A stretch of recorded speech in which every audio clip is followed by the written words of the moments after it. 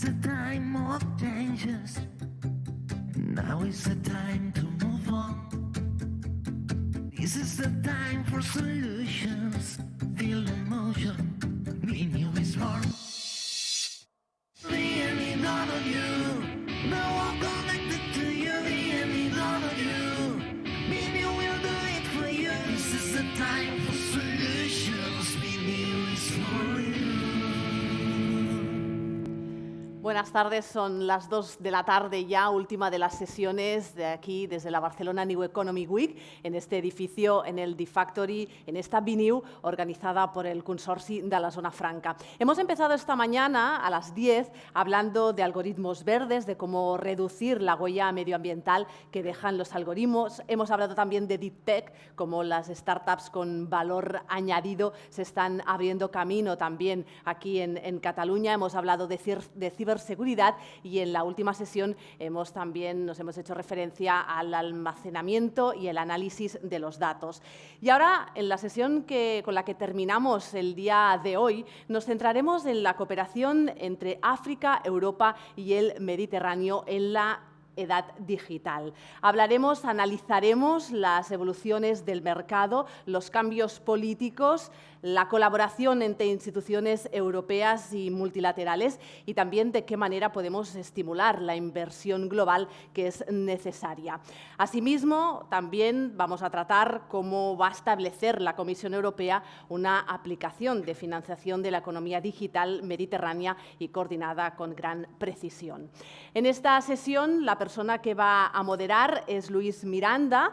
Ahora yo le presentaré, es verdad que es una sesión que va a ser en inglés porque los ponentes que nos acompañan es la lengua que han elegido y en la que vamos a hacer esta sesión. Les presento rápidamente a Luis Miranda. Él es gerente de proyectos y área de cooperación internacional de ASCAME. Es licenciado en Ciencias Políticas y Sociología, máster en Políticas Sociales en la UPF, en colaboración con la Universidad Johns Hopkins, y también es graduado en Licenciatura de Negocios Internacionales por la Universidad Externado en Colombia y en colaboración con la Universidad Columbia. Experto en asuntos internacionales y gobernanza, es también especialista en responsabilidad social empresarial y lleva más de 12 años de experiencia internacional, principalmente en las regiones que nos ocupan, en la Mediterránea, pero también en la América Latina.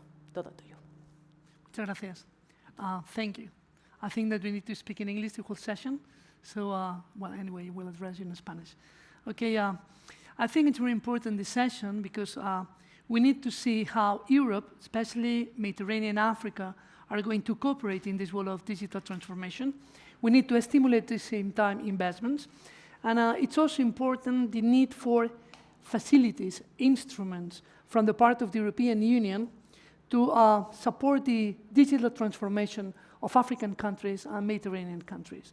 We know that the European Union put this big multi-annual framework scheme with more than 1 trillion of euros for the development and transition in digital issues.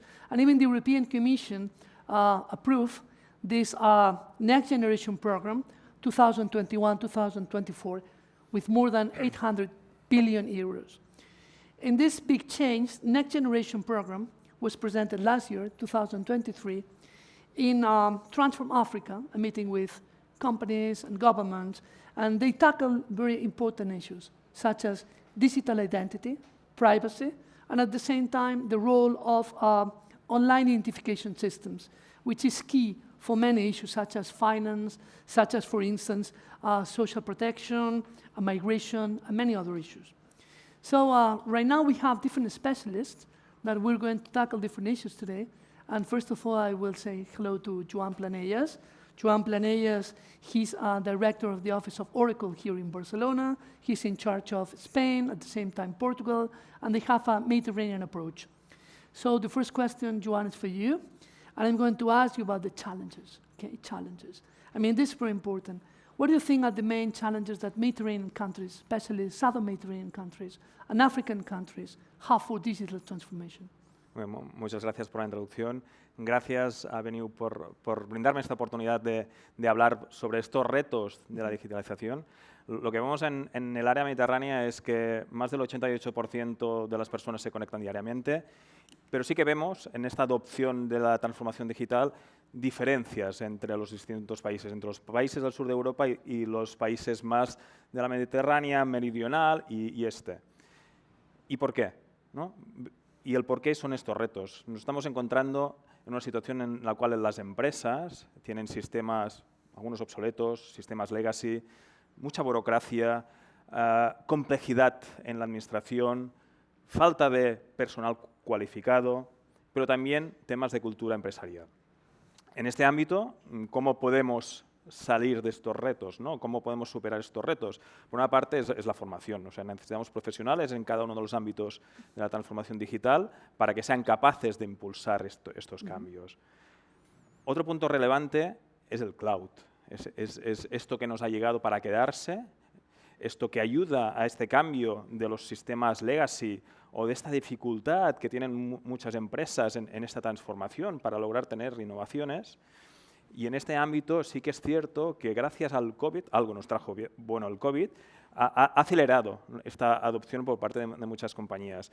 Por un lado tenemos que los hyperscalers o los cloud providers como son Amazon, Google, Azure, Oracle, estamos proveyendo de más y más innovación en nuestros clouds. Esto significa que lo que una compañía normal tardaría años, ahora lo tiene disponible en el cloud. No solo eso, sino también en algunos casos como el nuestro, estamos acercando el cloud a nuestros clientes. ¿Pero para qué? Pues porque hay un tema de latencia, con lo cual tenemos que estar cerca de nuestros clientes para que este consumo de cloud sea mucho más eficiente en aquellas aplicaciones críticas.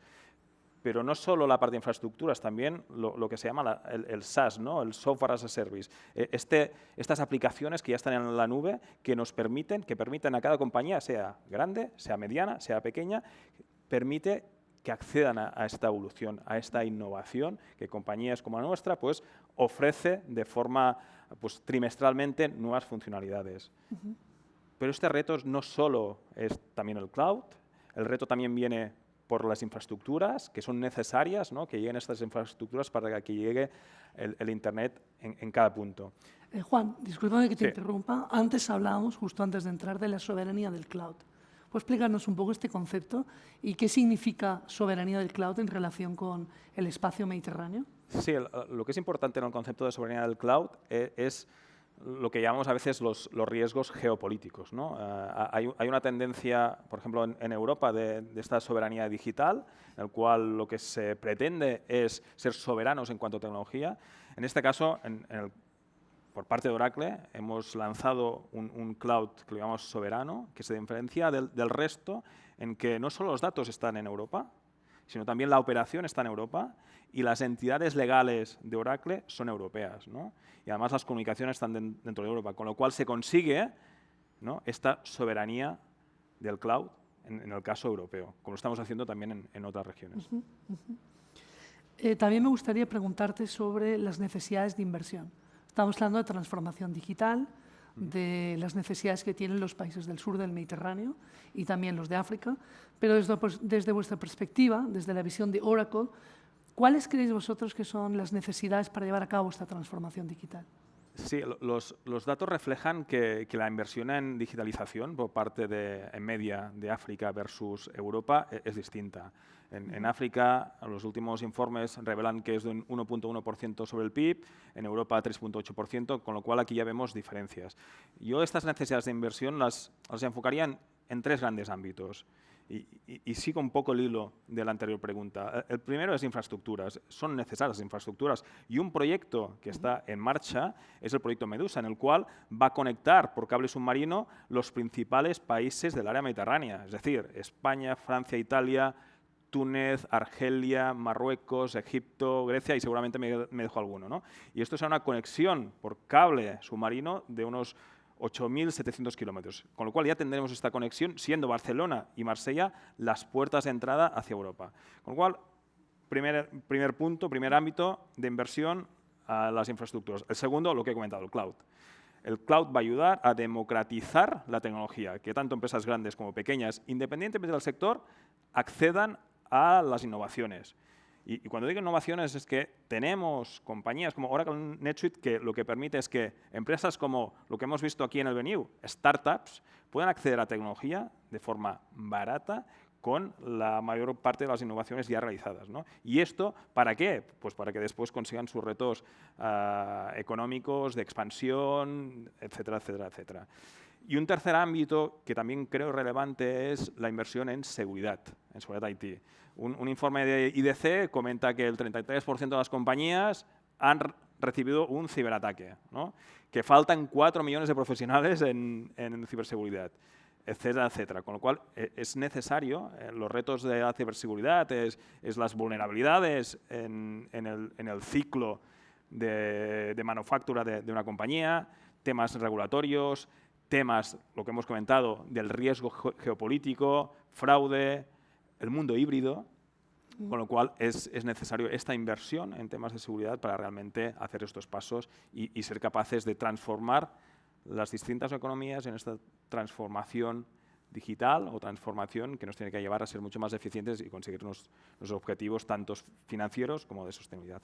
Muchas gracias. Yo me quedo con 3 ideas: infraestructuras, ciberseguridad y sobre todo cloud y soberanía, ¿no? En verdad es muy importante. Gracias. Voy a pasar al segundo speaker. I'm changing in English. Okay. Welcome.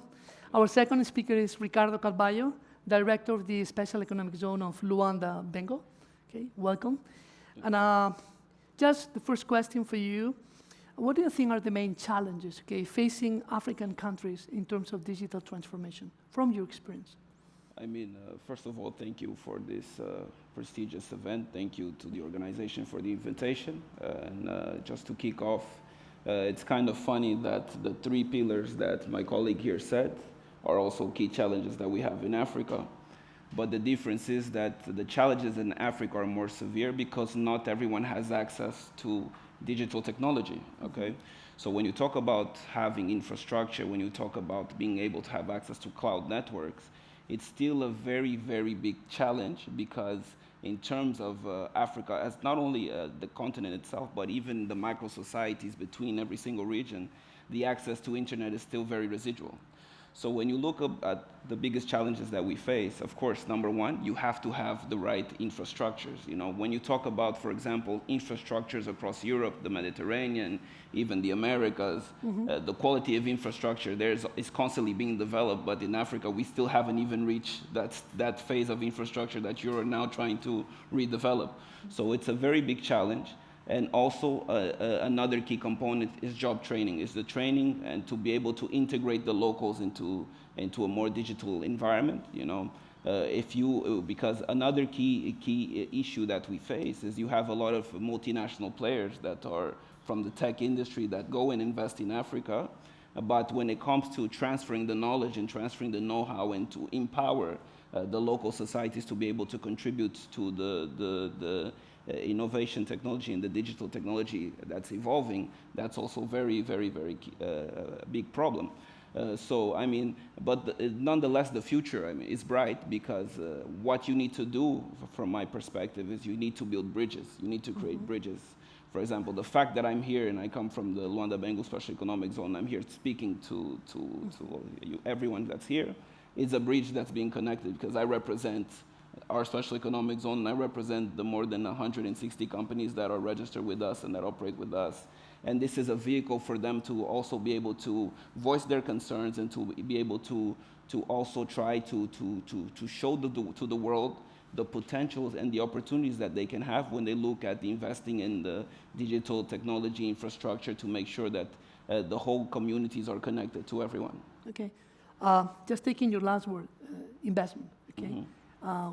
You've been talking about the differences between Europe and Africa and the necessities and the needs that you have in terms of you need to make many things. So you need investment. From this perspective, I also talked in the beginning of my presentation about this next generation program that the European Union, European Commission presented this year, 2023, in Transform Africa. I mean, different elements of digital transformation that are interesting and powerful in the sense of transformation. So what do you think from your perspective? what's the amount of investment that you think you should need for making this transformation? Because of course, you talk about many companies with you, but those companies have needs. When you see all that you need to make, where are you going to look for this investment, and how much do you need for making this digital transformation? I think that's a very, very complex question because I don't think you can put in a monetary value into what the amount that you need to invest. Because I like to look at this as a kind of a generational evolution. You know, for example, you have many African countries that produce a lot of natural resources, but they don't have the secure amount for them to be self-sufficient, right? So why am I saying this point? Because investing in the digitalization is not exactly a strong focus of the core of the African communities that want to achieve macroeconomic sustainability. Africa has a lot of natural resources, but we're lacking in a lot of industries. You need the industries to be able to take those resources and transform them to then re-inject into the economy, right? So from that perspective, when you look at what you can state as an investment for the digital transformation of Africa, number one, we have to start with the basics. So number one, you have to give the right training, the right education for the people to be able to integrate and to be able to absorb the new technologies that are coming. And it has to be kind of in a win-win scenario, because like I said, and I repeat, you have a lot of multinational players that go to Africa that have big projects. For example, even us ourselves in the Luanda-Bengu Special Economic Zone, we host two of Angola's largest data centers. And a key component here is the companies that put the data centers there. They have the commitment, and we made it sure that they integrate the local communities so that the locals are the ones who are able to operate and to do all the back channeling of the new data centers. So I believe in terms of investment, we have to start at the basics. You have to start at the base. You have to try to give the people education, because if you look at the access in terms of percentage-wise that people have to smartphones, it's still less than 20%. So you still have a large chunk of growth to come. I mean, you can't speak about transforming and digitalizing Africa when you still have a limited amount of inhabitants who have access to internet, have access to cloud technologies, and so on. Yeah, well, there's a very important element when you have different donors and investors in one country. It's like try to coordinate and blend this kind of foreign investments, because many times everyone is trying to invest in the same place instead of coordinating the investment. And this blending of the operation sometimes make it more efficient. Yeah. So this is also a very interesting point, I mean, to take into account. Exactly. I have another question from you, from your experience from the special economic area of Luango-Bengo. Do you have any program, do you have any project where you're supporting your companies or the region where you're established to support this digital transformation? Yes, we have quite a few projects. Number one, we have an investor support office, which we are trying to fully digitalize. And when we say fully digitalize, we want to make sure that foreign investors don't have to physically be in Angola, physically be in the Luanda-Bengu Special Economic Zone to take care of their necessities. And also a key component of ours is we have an internationalization strategy that encompasses creating strategic partnerships with those who are already trendsetters in that area of digitalization, so that we can create exchange programs to try and to replicate what's done overseas and to take it back to Angola as well. We also have some strategic agreements signed. I mean, one of them is also signed with the Zona Franca de Barcelona, which also embodies a lot of areas of cooperation where we hope to collaborate to try to increase these digitalization process and give more development opportunities to the commercial necessities of Angola.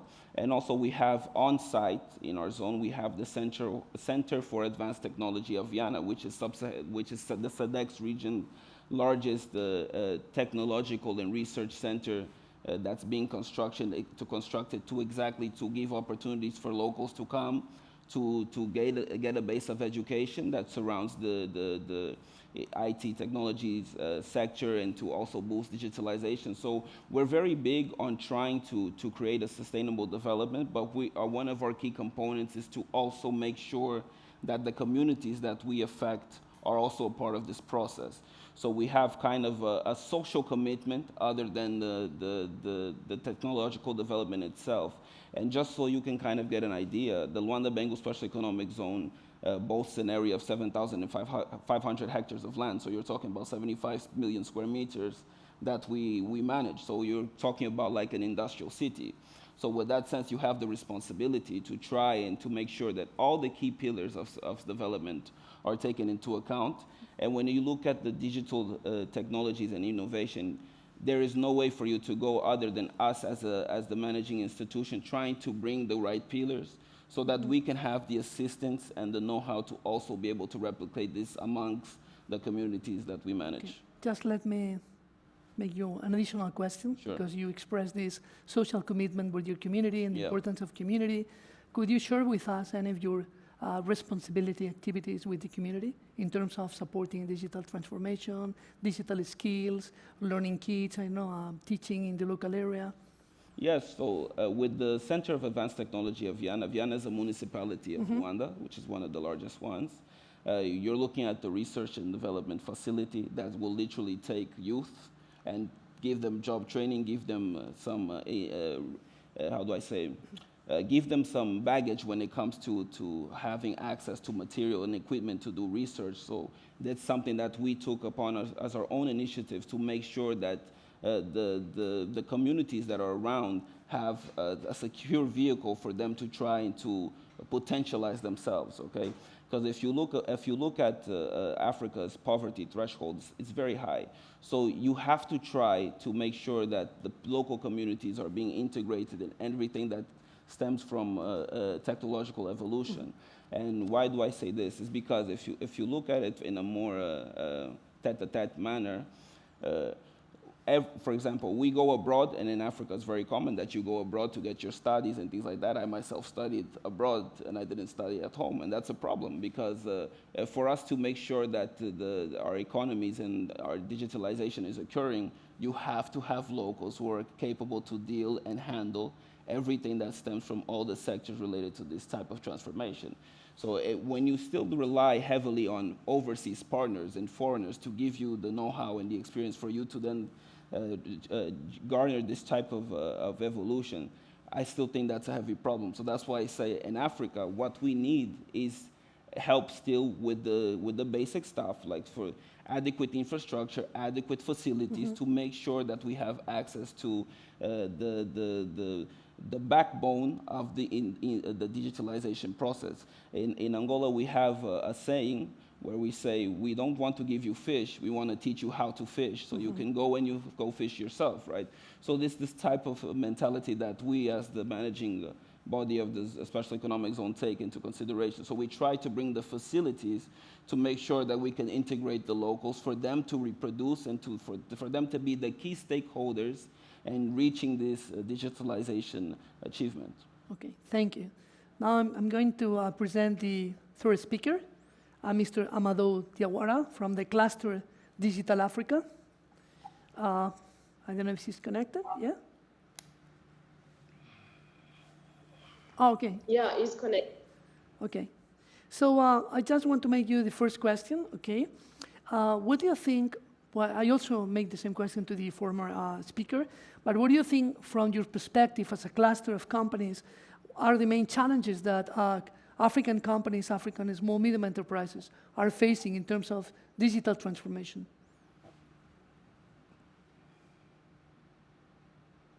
Hello, everyone, and thank you for the question. So first of all, my name is Awa. I'm the marketing and PR coordinator of the cluster Digital Africa. I'm here in the room with Amadou Diawara. I'm here to address his speech in English because he's not comfortable speaking in English. We are actually in the same room, so maybe if there are specific questions, you can have intervention. I will switch up in English. But for now, I will address his speech about the main question here, if that's okay for everyone. That's okay. Great. So first of all, he wanted to say that he's deeply honored to stand before you as as the president of the Cluster Digital Africa and the CEO of Fameb Group, which is an IT company. And firstly, he wished to express his heartfelt gratitude for this second invitation to participate to the BNEW event. And I think that this is an event that speaks volume about the significance of collaboration between our regions in the digital domain. And for today's pitch, it will delve into how digital transformation can contribute to addressing some of the geopolitical challenges we face, and particularly in the Sahel region. Furthermore, that it will explore the role of artificial intelligence and its impacts on our economies and societies. So for him, the Sahel region is currently grappling with complex geopolitical challenges, including conflict, conspiracies, and the management of the natural resources. And the precarious security situation in the region has led to population movements, migration, and security challenges that require innovative solutions. And he said that digital cooperation can play a pivotal role in stabilizing the region by facilitating communication among stakeholders, improving the management of natural resources for the benefit of local communities, and enhancing security through more effective monitoring and collaboration. And for him, artificial intelligence as one of the key drivers to the digital transformation, and it encompasses technologies such as machine learning, computer vision, natural language processing, and it has the potential to revolutionize various sectors, from healthcare to agriculture to manufacturing in the context of the Sahel. And he said that AI harnessed for advanced data analysis related to security and anticipating potential threats and supporting humanitarian operations in challenging environments. And AI can also serve as catalyst for digital transformation, and it enables process automation, advanced data analysis, and personalized customer experience in our area. One of the key points of his speech was about migration. He said that this is a complex, interconnected challenge that can often link to limited economic opportunities and geopolitical issues, and the management of natural resources. And for him, youth are one of the most valuable assets in Africa, and it's important to invest in the digital education to provide employment and opportunities for the youth talents, and encourage local entrepreneurship to create sustainable jobs. Then we can present the future of our continent and play, and that we can play with others a central role in our digital success. He insists by saying that by investing in digital education, we can contribute to promote digital cooperation and address migration challenges and harnessing the potential of AI, and that we can not only stimulate economic growth, but also contribute to stability and sustainable development in our region. So that was the main point of his speech. And if you guys have more specific questions, he's here and open to talk about the pitch deep. Okay, I think that the focus on digital education is key. This is a very important issue. Our previous speaker also insisted on the need of the ground, the backbone, no? I mean, people need to have digital skills, and you need infrastructure too, but skills and infrastructures are essential. And yes, I have an additional question for you, because you are a cluster, I guess, of companies in the digital sector, and I really would like to know from the regional institutions, the regional big organizations, such as the African Union. We know that the African Union has a digital agenda, and they must have some kind of multi-annual investment plan or any kind of financial support for companies of the region. We also know that most of countries in Africa and in Northern Africa have digital agendas, and they're looking for international donors and investment around.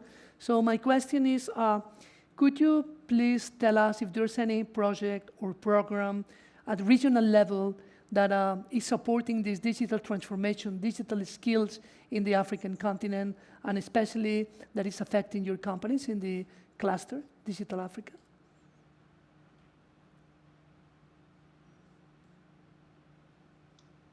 All right, thank you. I'm just taking a few seconds to translate the question to him. It's fine, thank you.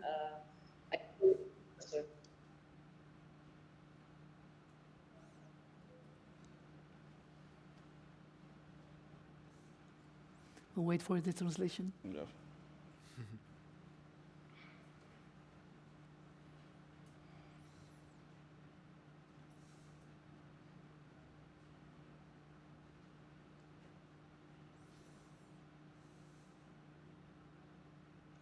Anyway, meanwhile we're waiting, I think that later on we could just talk a bit about cybersecurity. No, it was a very important issue. Well, I'm sorry for this little gap for the answer. He said that he understands everything we are saying, but his English is the worst. So he wanted to apologize, and he will work on his own education to be able to have the pitch next time in English by himself. What he says is that yeah, there are many initiatives in Africa that supports the digital agenda. And for Cluster Digital Africa, we don't have financial support. Actually, all the activities and programs we're actually launching are invested by Famib Group, which is the company that initiated for the first time Cluster Digital Africa. The cluster is a platform that it is a kind of unit with for African talents and people that have interest on Africa economic growth based on digital investment. And actually, we have an initiative about AI. It's the Scene Africa. It's a forum about artificial intelligence for economic growth in Africa. That would be in November. Is that right? It's in November 2024. And we also invite people to come and to give their knowledge and to share their perspective about how AI can contribute to Africa growth for the few next years to come. Okay, so Scene Africa would be du 10 au 11 octobre, c'est ça? Yeah. 10 to 11th of October. So sorry for the mistake in there. Okay. So I don't know if that is a correct answer to the question you were addressing. Well, yes, thank you. It's fine. I mean, we appreciate the effort of the translation, and we really thank you very much. I was just saying to our colleagues in the table, meanwhile you were in the translation, that there's a common issue that appeared in your speech as well as in their speeches, is cybersecurity. And I think that cybersecurity is something that is not just affecting this digital transformation. When you talk with people from different sectors of activity, tourism, for instance, they talk about the importance of cybersecurity in their businesses. So I really would like to ask every one of the speakers if they could say something more about cybersecurity and digital transformation, just to get the idea of how much this affects this process of digital transformation. Go on. Como estaba mencionando antes, al final la ciberseguridad es clave. ¿Por qué es clave? Porque siempre hablamos de datos, ¿no? El dato como el oro de todas las compañías, porque con el dato después puedes construir encima y sacar resultados, con lo cual tienes que protegerlo, ¿no? Tienes vulnerabilidades en esta cadena de suministro, temas regulatorios, fugas de datos, ¿no? Y todo esto lo tienes que proteger, ¿no? Porque es tu gran valor. Con lo cual tenemos que pensar en cómo usamos la tecnología para proteger este valor, porque al final es un valor que se puede acceder desde cualquier sitio del mundo. Hablamos de cloud, pues cualquier sitio del mundo pueden acceder a estos datos, con lo cual tenemos que protegerlo, tenemos que tener los mecanismos para prevenir para actuar sobre esta protección del IT, ¿no? Con lo cual es fundamental el invertir, ¿no? Y si somos capaces de que en esta transformación digital ya nos venga por defecto esta seguridad, pues mejor. Tal como nosotros en casa intentamos segurizar nuestras casas, pues también lo tenemos que hacer con los datos porque son claves para cualquier industria. Antes hablabas de la soberanía digital y de que todo estaba en Europa, en términos de soberanía. Sí. Cuando hablamos de cooperación internacional, sobre todo con los países del Mediterráneo, de nuestro entorno más próximo, y África, ¿cómo extiendes esta soberanía y esta seguridad con estos países? Claro, aquí la respuesta es un poco tricky, ¿no? No sé si es la respuesta o la pregunta, un poco tricky, pero al final, en términos de soberanía del dato, tal como se está definiendo en Europa, es una soberanía del dato dentro de Europa, ¿no? Con lo cual, lo que está haciendo es que las puertas de tu casa estén en Europa, no fuera de Europa. Con lo cual, aquellas compañías que opten para entrar en estos clouds soberanos, ¿no? Pues estarán protegidos y las puertas estarán dentro de Europa. Si nos vamos a esta cooperación con otros países de otras zonas distintas, ya tenemos que pensar más en el cloud público y cómo estos hyperscalers dan protección a estos datos, que también, ¿no? Pero uno es un riesgo más geopolítico y el segundo es un riesgo más de cómo cubres la seguridad de los datos. Okay. My friend, what's your perspective from your economic special zone? I mean, from my perspective, I can only speak from a management standpoint. I'm not IT connoisseur, but what I can say is that we have to, as a managing body, guarantee that everyone that's within our zone feels secure. Like my colleague said it very well, data is crucial. Data is fundamental, so we have to make sure that we can preserve the safety and the integrity of everyone who operates within our zone. We have a total universe of more than 8,700 people that they are in daily activities within our zone. So of course you have to make sure that you can guarantee the cybersecurity of those many people. But also by partnering with strategic companies, even maybe such as an Oracle or other players of the nature, you can have those types of people who already know the area of expertise, who already have all the tools and the softwares and all the infrastructure that's needed for us to be able to guarantee a safe environment. And also, as I mentioned in one of my previous statements, we have currently 2 of the largest data centers in the country within our zone. And also, just a kind of quick little pointer, our central bank's national reserves are also being stored in our zone. So of course, when you look at the country's reserves being stored in our zone, so we have to have the safest place in the country for sure. So of course, safety is not only physical, but it's also cyber, like we've been talking with cybersecurity. So of course, if you have the physical safety, you have to bring all the components, all the softwares, all the right technological aspects to make sure that every single transaction that happens within every single sharing of information is sufficiently protected and well sought out. That's why we have an open policy. We look to collaborate with the best. We currently do have some advisors in the cybersecurity field who advise us on a daily basis on how we have to move forward to make sure that our zone maintains its position as the safest place in Angola to invest. Okay, Joan? Sí, iba a comentar un tema respecto al sector salud, ¿no? El sector salud quizás será uno de los sectores en los cuales los datos son más sensibles, pero a la vez, si somos capaces de proteger estos datos y agruparlos pues a nivel mundial, seremos capaces de lanzar algoritmos, ¿no?, que ayuden a esta medicina personalizada. Es decir, con mucha masa de datos seremos capaces de prevenir enfermedades. ¿Cómo las curamos? Todos somos distintos, ¿no? Con lo cual seguramente tu tratamiento, mi tratamiento, el tratamiento de estas personas sean distintos. Con lo cual, con muchos más datos, siempre que estén anonimizados y protegidos, esto nos ayudará en este progreso, ¿eh? Hablamos de inteligencia artificial, hablamos de inteligencia artificial generativa, pero todos estos algoritmos necesitan estar en unos entornos protegidos.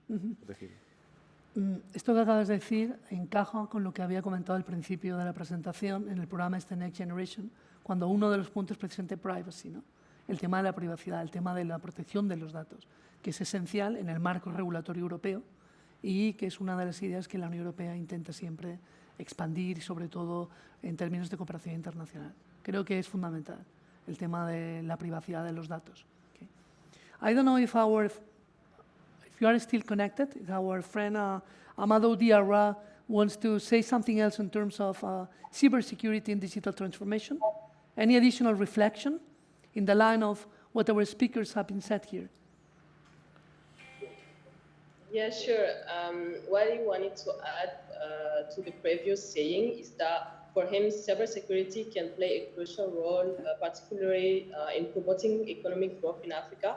One of the ways attracting foreign investment, and for him, investors are more likely to invest in countries with strong cybersecurity frameworks and robust cybersecurity environments, as that was being said. And that can enhance Africa's appeal as a destination for foreign direct investment.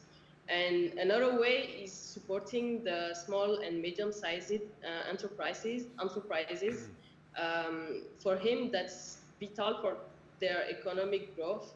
And cybersecurity measures can protect their business from cyber threats and enabling them to thieves and expand the contribute to job creation. And about the job creation, he said that the demand for cybersecurity professional is growing globally. And by investing in cybersecurity education and training, African nations can create job opportunities and support a skilled workforce that can contribute to the general economic growth. The last thing he wanted to say that in conclusion is to leverage these benefits. African government and businesses and institutions need to prioritize cybersecurity through policies, regulation, investment, and capacity building to have better collaboration at the regional and international level. That would be essential, something essential to address evolving cyber threats and foster secure digital environment to conducive to economic growth. Okay. Thank you. Thank you very much for sharing these last impressions with us. I think that we're practically arriving to the end of the session. I don't know if you want to say something else or any additional reflection. Okay. Then we invite our journalists just to, okay. Well, I don't have anything else to say. I don't know if you want to add any additional reflection. I just think just a quick note. I mean, we're talking about connecting the Mediterranean, Europe, and Africa, and the biggest phenomena that connects destinations are bridges. Bridges were made to connect points and to link societies and to link communities. So what we need to do is create more vehicles of the nature that we have here, in which you have a prominent speaker from one area with someone from another area to conjoin ideas, to reflect, and to then indeed put a good bullet note on connecting and to be able to create these opportunities among regions. It's what's needed. And when you talk about the digitalization of Africa, of the less developed realities, we need more bridges. And it's not only enough to create the bridge, but you need to create a bridge and also build the infrastructure in the bridge where you linked. You have a lot of big players, big economic developers who go to destinations, who invest, and then they extract. But we need to create a system where you go to a destination, you invest, and then you maintain in a circular fashion so that everyone who's a part of this new bridge can benefit, and if we all grow together as a whole, then everyone benefits, everyone develops, and then you can have a reproductive chain. So I believe that's what's needed. This panel was fantastic, but I think we should also try to materialize a lot of initiatives, create more bridges, bring more networks, link ideas, link ways of thought, link cultures, and I think the rest will follow. Well, as we said before, infrastructures, digital skills, knowledge, sharing knowledge, people with digital skills coming back to the country to support the growth and at the same time cybersecurity issues. I think those have been today some of the most challenging points that we've been discussing. It has been a pleasure sharing this scenario with you. I hope that we'll have more opportunities. Thank you. Thank you very much. Gracias. Speakers. Thank you very much, Mr. Diarra. Thank you. Thank you. Muchísimas gracias. Finalmente he empezado diciendo que sería una charla toda en inglés, ha sido al final medio en español, medio en inglés. Disculpas por esos pequeños problemas que hemos tenido de conexión, también por el hecho de un ponente que hablaba solo francés, pero yo estoy segura que con la inteligencia artificial todo esto en nada ya lo tendremos más que resuelto. De hecho, ya actualmente con ella ya podemos hablar cualquiera de los idiomas. Como resumen de esta sesión, me quedaría con estos retos de la transformación digital, Europa, África, el Mediterráneo, han coincidido todos en esta inversión en infraestructura, en la democratización del cloud y en la ciberseguridad, aunque el director de la Zona Económica Especial de Luanda, Bengo, Ricardo de Carvalho, ha añadido esta dificultad de acceso a la tecnología que hay en África, a la nube, esa formación que ha reivindicado también y esa mejora en las infraestructuras. Se ha puesto también énfasis en esta ciberseguridad y, de hecho, Joan Planella ya ha abierto la puerta al ámbito al cual vamos a dedicar los dos siguientes días de esta Barcelona New Economic Week, que tienen que ver con la salud. Y todas estas tecnologías que ayer y hoy aprendimos en industria digital, pues también tienen esta aplicación en un ámbito tan importante como es el de la salud y esa medicina personalizada. Agradecer a las personas que han venido a este plató, agradecer también a aquellos que nos estáis siguiendo en streaming y agradecer también a las personas que hacen, a las organizaciones que hacen posible que nosotros estemos hoy aquí, al Ayuntamiento de Barcelona, Barcelona Activa, AMB, la Diputació, la Generalitat, BBVA, Ibercaja y el Port de Barcelona. Muchísimas gracias y nos vemos de nuevo mañana en el vertical dedicado a la salud en esta Barcelona New Economic Week.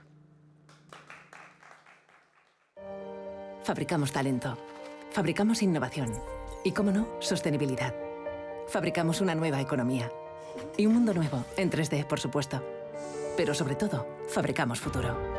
Y es que fabricamos empleo para más de 137.000 trabajadores. Fabricamos oportunidades globales de negocio en un espacio de más de 10 millones de metros cuadrados. Y fabricamos servicios de vanguardia y ventajas competitivas para más de 175 empresas. Consorci de la Zona Franca. Fabricamos oportunidades para tu futuro. Barcelona Activa et connecta quan busques feina o formació, quan vols emprendre o impulsar el teu negoci. Connecta amb Barcelona Activa i aconsegueix els teus reptes professionals. Descobreix com a barcelonaactiva.cat.